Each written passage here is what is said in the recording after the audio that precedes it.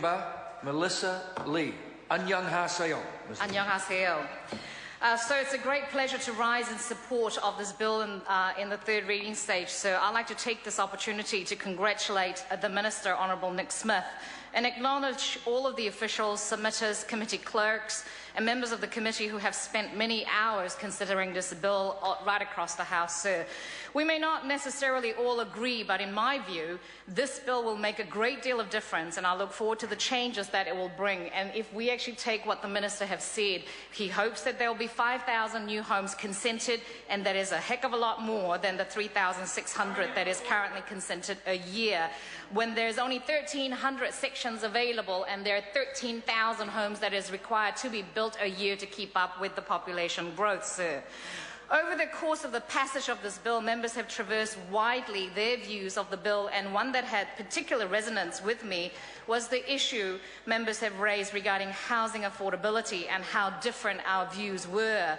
Members have heard my views on why I believe the opposition's idea to build 100,000 homes for under $300,000 in 10 years was a complete hogwash. And if I could remind members that if an average section price in Auckland is $325,000, sir, how will the opposition build homes under $300,000? I say to members opposite to sack whoever did their sums for them. I don't possess a brilliant mathematical mind. I know most Asian people are brilliant at maths, but even I can figure out that when average section price is $325,000, opposition promises to deliver affordable homes under $300,000 is nothing but lies. I'm guessing land wasn't actually included in their calculations. If so, if they're believing that they can build homes for under $300,000, sir, and they consider it affordable, I say they've got rocks in their heads, because we know that we can build houses for half that price, and the starter home design competition, proved that.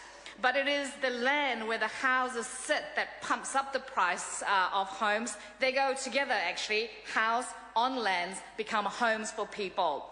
And I was also consistently dismayed at members opposite who seem to think that first home buyers buy brand new homes and at the median price. How many members in this House of Representatives can say that their very first home was a brand new house and was their dream home? Most people start very, very small. They start with a small home that they can afford to buy, then they move to grow with their growing family. They never start with their dream home.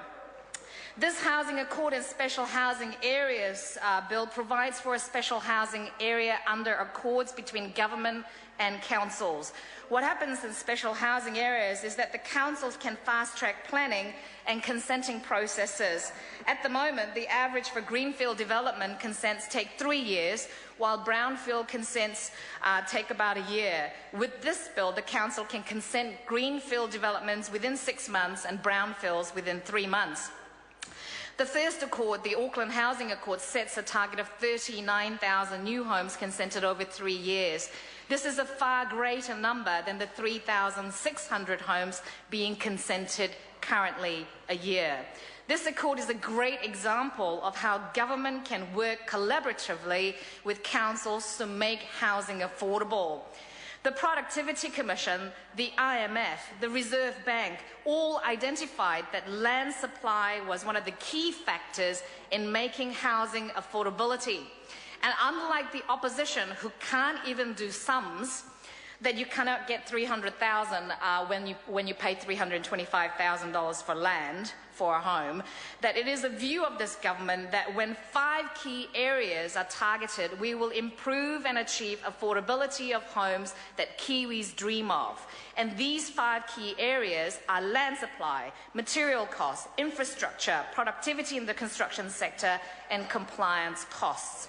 Everyone seemed to get this, apart from the opposition, it seems. Labour also had another solution to their housing, a xenophobic solution, to ban foreign buyers. Actually, they don't mean all foreigners. They don't say boo about Shania Twain buying farm. They never say anything about James Cameron. That's right. They actually mean Asian people. That's who they object to. If I turned up, if Labour was in government, and God forbid that they are in government, and if they were to ban foreign buyers, if I turned up to an auction to buy a house, I would probably be considered a foreigner, to be banned from buying, and that is exactly what I object to. That these kinds of xenophobic scaremongering results in Kiwis who were born overseas, and in Auckland, that's almost half the population in Auckland, being treated like they don't actually belong in this country that we have chosen to call homes. Let me state here that BNZ survey shows that only about 3 to 4% of houses sales go to foreign buyers. And Barfoot and Thompson have also put the number at around 4% as well. And if I could put a personal view on this, personal migrants' perspective on this, most foreign students who study in New Zealand are supported by their parents, who often buy their homes to house their children. Once their children stay in New Zealand for a number of years, the natural progression is for them to consider moving to New Zealand to be with their children on a more permanent basis. Preventing from buying a home will most probably have a major consequence to our international student numbers as well, sir. Sir, this is a sensible bill at the right time, and if I can say 5,000 homes consented before Christmas, that will be a wonderful thing. I commend this bill to the House. I call the honourable member, Dr. Rajin